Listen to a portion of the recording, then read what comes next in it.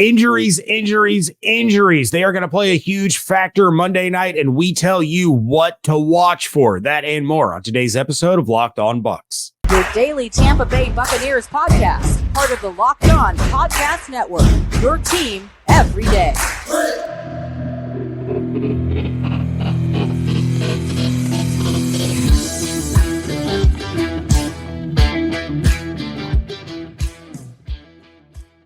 What's up, and welcome into this Friday episode of Locked On Bucs, your daily podcast covering the Tampa Bay Buccaneers, part of the Locked On Podcast Network, your team every day. We want to thank you for making Locked On Bucs your first listen review every single day. Don't forget you can subscribe or follow for free on YouTube or wherever you get your podcasts. And of course, you could follow along on Twitter. I am James Yarcho at JYarcho_Bucs. He is David Harrison at DHarrison82. We are your hosts of Locked On Bucs. I am the deputy editor of SB Nation's BucsNation.com.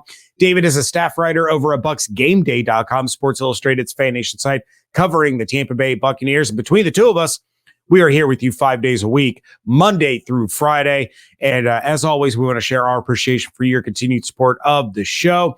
Right now, you can support the show by becoming a Locked On Bucs insider. You're going to get news, the inside scoop, exclusive content delivered directly to your phone, one-on-one conversations with me via text message, which is always a good time.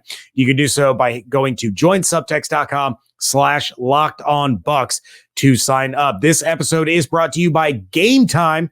Download the Game Time app, create an account, and use code LOCKEDON for $20 off your first purchase.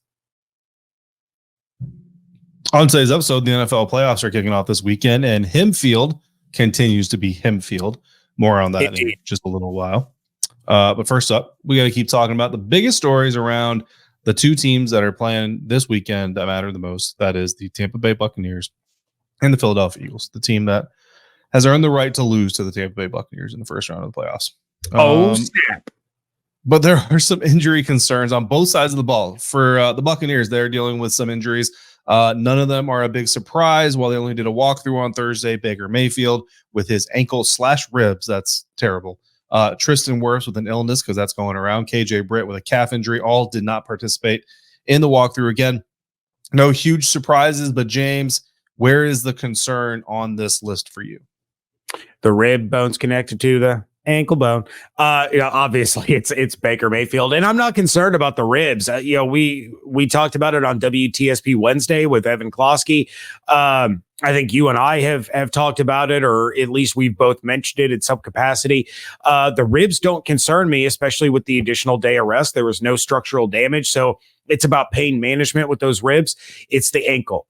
The ankle is the thing that is either going to make or break the Buccaneers offense on Monday, because if he can't plant, if he can't drop back, if he can't take off and evade sacks and make plays with his legs like we've seen all season long, it's going to be a very long day for Buccaneers fans. It's going to be a long day for that Buccaneers defense, because they're going to be on the field a lot.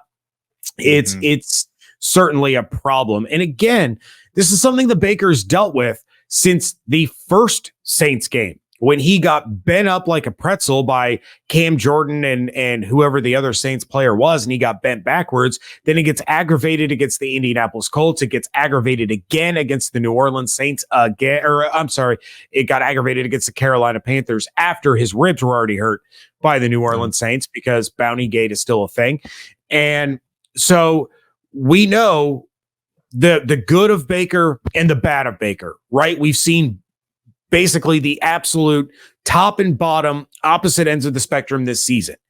You are going to get bad Baker if he cannot plant and drive against this Philadelphia secondary. And maybe there's a way for him to dink and dump his way to success, but he's not going to do that because he's Baker and he's a gunslinger. He's still going to try to move the ball down the field to Mike, to Chris, to Trey, and to those guys. And if that ankle is not, suitable for that type of play, it's going to be bad. Yeah. No matter what I said on our Tuesday episode, Baker's going to bake. That's what he's going to do. He's just going to do his thing. It's a little bit like Jameis, not as tragic usually. But you got to take the good with the bad. I'm actually more concerned about Tristan Wirfs, not because I think he's going to miss the game. I mean, illnesses suck, and hopefully it gets better sooner rather than later, and all those things. But just in the world where one of these guys might miss this game, Tristan Wirfs would be the most concerning to me, because Baker Mayfield, even with the ankle injury, even with the ribs injury, if he can play, he's going to play. Like, bottom line, if he can be on the field, he's going to be on the field. Baker Mayfield 100% healthy without Tristan Wirfs, that's a problem. Baker Mayfield injured without Tristan Wirfs, that's a bigger problem. But the bottom line is Tristan Wirfs being gone is the root of that problem. So again, and I mean, I don't know. I'm not his doctor. I don't know what his illness is. So hopefully it's something that certainly will clear up within the next 3 days. So he's got a nice full day to get fully recovered and all that stuff, be ready for Monday night. But, anytime you see Tristan Wirfs on that injury report, to me, that is a problem. So I want to see him off of that thing. Well, he'll stay on it, but I want to see his status upgraded to full participant as soon as possible for the sake of everybody, including an injured Baker Mayfield. On the flip side of this competition, the Philadelphia Eagles have some really big concerns to worry about. They were without safety Reed Blankenship, who's got a groin injury. A.J. Brown with the knee injury was nowhere to be found. And unfortunately, Illinois legend Sidney Brown with a knee injury. All missed practice. Sidney Brown is on the IR with a torn ACL, or will be on the IR, whatever it is. He ain't coming back, bottom line, Sidney Brown. The biggest story here, though, is that Jalen Hurts was limited in practice on Thursday with the finger injury. If you missed it, if you're soft in the stomach, don't look it up. But dislocated finger, middle finger on his throwing hand. Jalen Hurts out there at practice for the Philadelphia Eagles on Thursday, but had a glove on the hand. The portion that was open to the media, he did like this little, like, kind of like a backyard playing catch with your little brother type of throw to Marcus Mariota. Other than that, didn't do anything. Didn't go through ball security drills, none of that kind of stuff. But he was at practice a little bit, so technically he's limited. Just remember, like, if he only missed one rep, he's limited. If he missed everything but one rep, he's limited. So the phrase limited is very wide in scope. James, what do you think about what's going on with the Eagles? Look, I said it. I think I said it on the immediate reaction episode.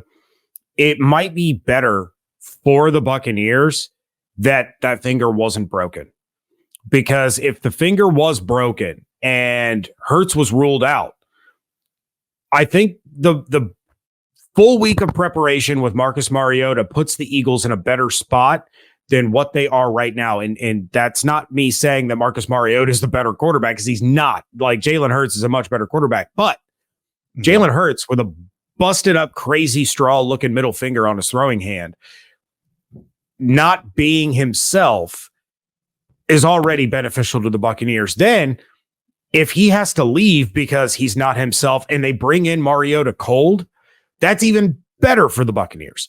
So this is, I think, the opening Eagles possession is going to tell the tale of how this game is going to go. Because if Hurts is out there struggling and he can't get the ball with any velocity anywhere, never mind the fact that A.J. Brown is dealing with the injury. Devontae Smith says, short of turning into Lieutenant Dan from Forrest Gump, he's going to be in this game. But if Hurts can't throw with any velocity, if that accuracy is off because he can't grip the ball right, you're talking about Yaya Diaby and Shaq Barrett coming off the edges. You're talking about Vita Vea and Kalijah Kancey up the middle. You're talking about Himfield coming on blitzes. If he can't protect that football, it could be a really long day for the Eagles as well. Yeah, I mean, Jalen Hurts hasn't thrown a football since he hurt that finger, is what he revealed on Thursday. That is massive. That is absolutely massive. And no offense to Devontae Smith. I mean, he's dangerous in his own right, but the reason the Philadelphia Eagles went after A.J. Brown is because they realized that Devontae Smith's not a number one receiver. So, by himself, even with Jalen Hurts on the field. But I see your point. I see what you're saying. And the interesting thing that also came out of Eagles practice is that they practice full pads. They were also supposed to do a walkthrough on Thursday, just like the Buccaneers did, but they went full pads. And to me, there's two reasons. One of two reasons for that. One is the coach staff is trying to shake loose the players and say, hey, wake the freak up, because you've been playing like trash for the last 6-7 weeks. And so that's what they're trying to do. Or it's, hey, we might have to roll with Marcus Mariota. So while Jalen Hurts was quote unquote limited, Marcus Mariota basically just took all the starter reps on Thursday in full pads to try to get him as acclimated as possible to playing with this unit. That's what I think actually probably happened, that they're never going to talk about. And Great thing for the Eagles and their strategy is Coach Nick Sirianni talks before practice. So you're not going to hear from Sirianni till like Saturday. And so all the stuff that he's doing, he's not going to have to answer for until Saturday. It's actually pretty genius. But yeah, I mean, the Eagles are in a very bad situation. But the Buccaneers, I think at the end of the day, bottom line is no matter who's taking the snaps, no matter who's running the routes, play sound, play within your scheme, play disciplined, and you'll be in this game at the end. Yeah, definitely more to talk about with this game that we are going to have coming up definitely on Monday as we'll do the final preview there. Well, David will do the final preview there. I will contribute long distance, but Super Wildcard weekend starts tomorrow, and we talk about all of the action that is coming up next here on today's episode of Locked On Bucs, part of the Locked On Podcast Network, your team every day. You shouldn't have to worry when you buy your tickets to your next big event. Game Time is the fast and easy way to buy tickets for all the sports, music, comedy, and theater events near you with killer last-minute deals, all-in prices, views from your seat, and their best price guarantee. Game Time takes the guesswork out of buying tickets. I just use Game Time to take my son to surprise him for his 13th birthday to see the Boston Celtics play the Indiana Pacers in Indianapolis, and it was awesome. Last minute tickets, flash deals, zone deals. It's easy to find and buy tickets to every kind of event in your area. You can see the view from your seat before you buy, so you know exactly what to expect when you arrive. And all-in prices show your total up front, so you know you're getting a great deal before you check out. And Game Time has deals right up until the start of an event and even an hour after it begins. It is the place to find last-minute seats. So take the guesswork out of buying tickets with Game Time. Download the Game Time app, create an account, and use code LOCKEDON for $20 off your first purchase. Terms apply. Again, create an account, redeem code LOCKEDON for $20 off. Download Game Time today. Last-minute tickets, lowest price guaranteed.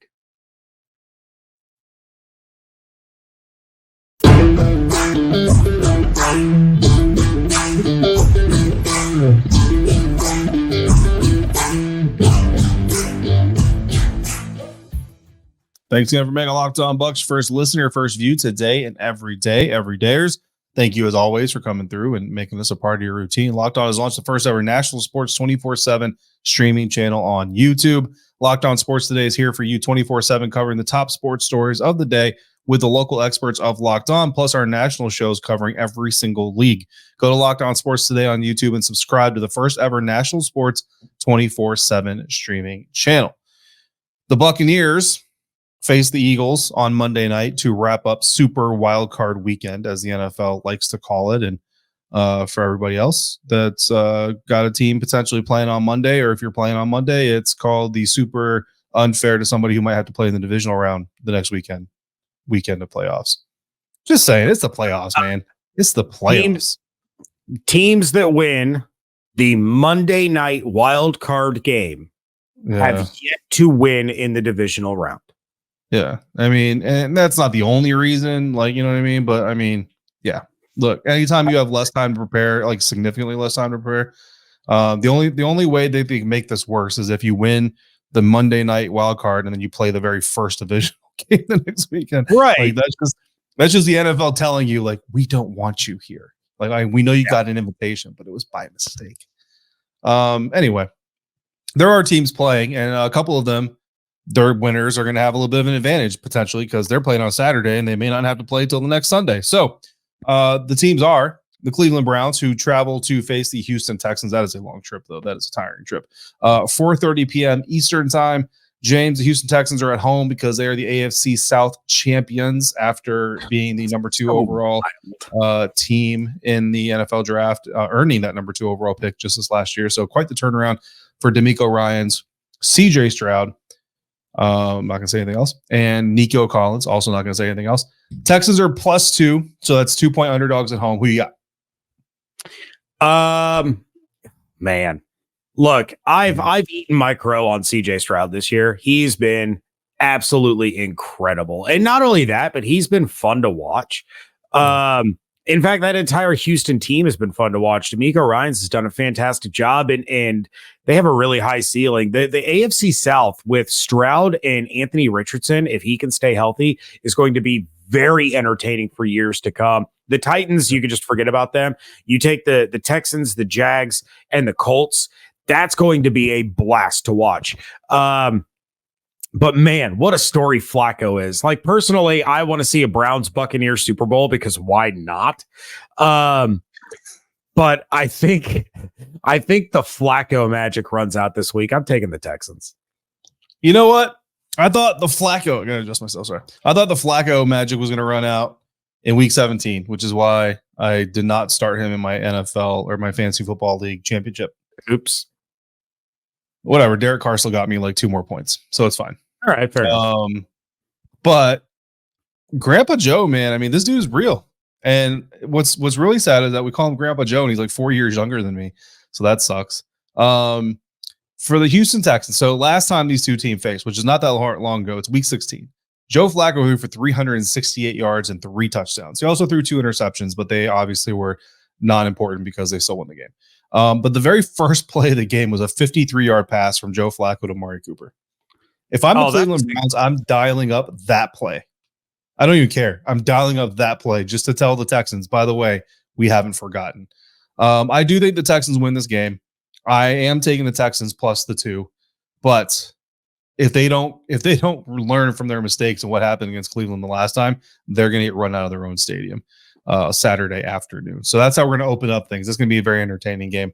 8:15 p.m. Saturday night, the Miami Dolphins are at the Kansas City Chiefs. The Chiefs are 4.5-point favorites. James, I think bottom line is the Chiefs got to put pressure on Tua Tagovailoa. May have Jalen Waddle, may have Raheem Mostert. Neither of them are going to be 100%. Neither of them are going to be 80%.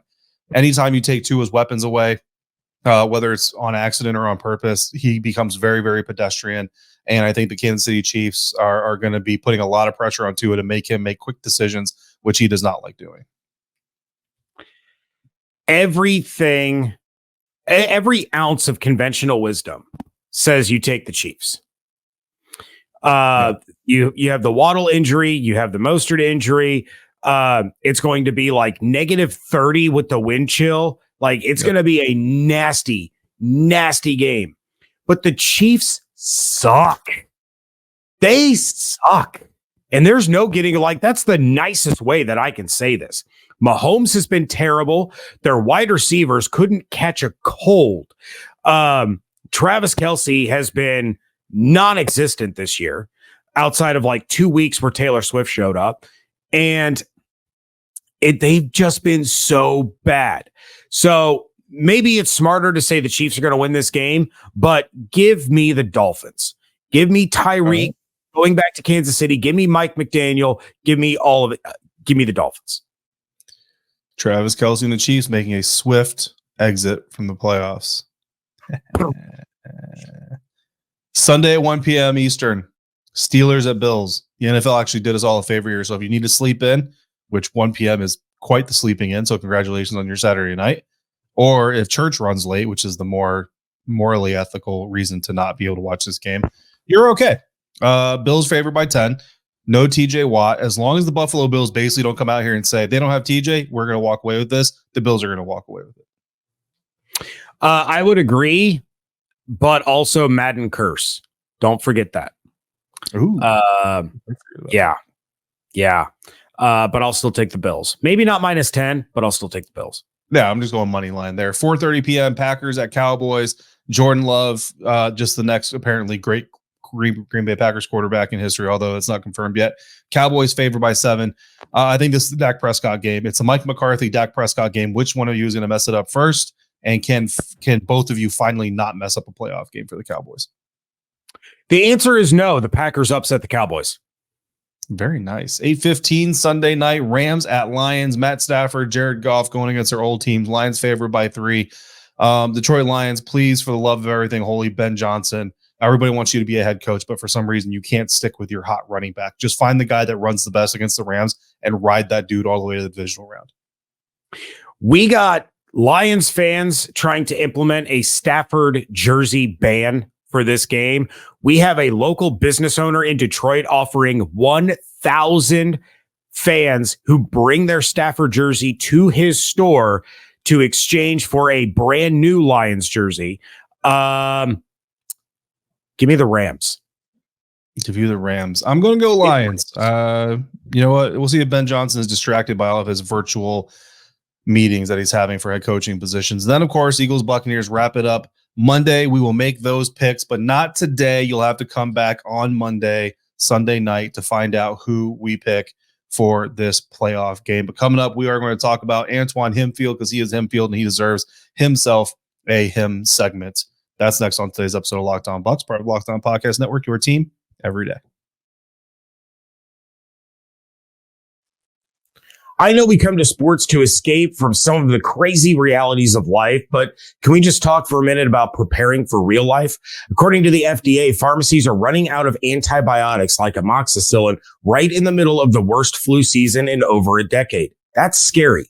I can't imagine a more helpless feeling than if my son or my better half were to get sick while a supply chain issue kept them from life-saving medication that they needed. Thankfully, we're okay because of Jayce Medical. The Jayce case is a pack of 5 different antibiotics to treat a long list of bacterial illnesses, including UTIs, respiratory infections, sinusitis, skin infections, among others. This stuff could happen to any one of us. Visit jacemedical.com and complete your physician encounter. It will be reviewed by a board-certified physician, and your medications will be dispensed by a licensed pharmacy for a fraction of the regular cost. It has never been more important to be prepared than today.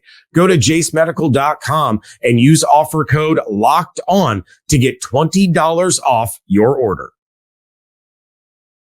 Wrapping things up here on a Friday edition of the Locked On Bucs podcast, and the Buccaneers play the Eagles Monday in Raymond James Stadium at 8:00 p.m. because the NFL wants the Bucs in primetime, apparently. But you can catch every snap of the Buccaneers hometown broadcast with SiriusXM on the SiriusXM app. Just search Buccaneers. While you're there, you might just hear a familiar voice during the game. Antoine Winfield Jr. Antoine Winfield Jr. Shout out to the Bucs for finally jumping on that bandwagon that we started back in October on their social media accounts. You started it. I did not start that. That's all you, buddy. I mean, we as a show started the Antoine Winfield Jr. movement October 2nd. I went back and I found when I tweeted that out. And yeah, so he did not get voted to the Pro Bowl. He'll probably play in it, participate in it, because he is the first alternate. He was also not voted as part of the NFLPA All-Pro list, which is confusing. But Antoine Winfield Jr. was your NFC Defensive Player of the Week for his performance against the Carolina Panthers, where he had 5 tackles. He had the big-time forced fumble of DJ Chark to prevent a touchdown. He had a sack. And then he was named NFC Defensive Player of the Month, because you take a look at all of the months of football and no one has been a better defensive player than Antoine Winfield Jr. in any of them. And I stand by that, and I will die on that hill. Yep. He was also awarded the best safety in the NFL belt, apparently. He was, and that's a cool looking belt. He was flexing that in front of the media. And he was very polite in saying that it kind of helps make up for not making the Pro Bowl, which no, it doesn't. But it was very nice of Antoine to say that, because that's respectful and professional. Here's the thing. You and I have talked a lot about Antoine Winfield Jr. on this podcast all year long. We've talked a lot about him since he joined the Buccaneers. What I'm going to take away from this, because no, it does not make up for no Pro Bowl. Yes, I still think the players are stupid for voting Jesse Bates above Antoine Winfield Jr. as their first team All-Pro. What this does, though, is it starts to put him a little bit more in the limelight. Good Morning Football is on inside every NFL facility every morning, like across the board. They even just have it on in the background. But then to be the NFC Defensive Player of the week and of the month, it's like, okay, there's starting to be some recognition and starting to get his name into the limelight and say, look, this guy did kind of be the biggest Pro Bowl snub in the history of the Pro Bowl, but you all need to pay attention. Yeah. I want to rewind real quick back to 2020. I want to rewind to 2020. That's what I'm trying to say. And the second round of the NFL draft, when we're all sitting here in the second round, when the Tampa Bay Buccaneers come on the clock at pick number 45, and we're all really excited because Cam Akers and J.K. Dobbins are both on the clock. Yeah, they were. The Buccaneers need a running back, and everybody's just certain they're taking a running back, and they take Antoine Winfield Jr. And I do also remember that, at least here on Locked On, I can't speak for everybody else, but at least here on Locked On Bucs, we said, you know what? We thought running back, we wanted running back, but you don't hate the pick of Antoine Winfield Jr. And now you love the pick of Antoine Winfield Jr. Because I'll tell you what, Cam Akers, J.K. Dobbins, like, here's the thing. You can never tell how things are going to work out somewhere else, even if they didn't work out where they were. And J.K. and Cam both certainly have flashes where they were, but neither of them has been able to stay healthy.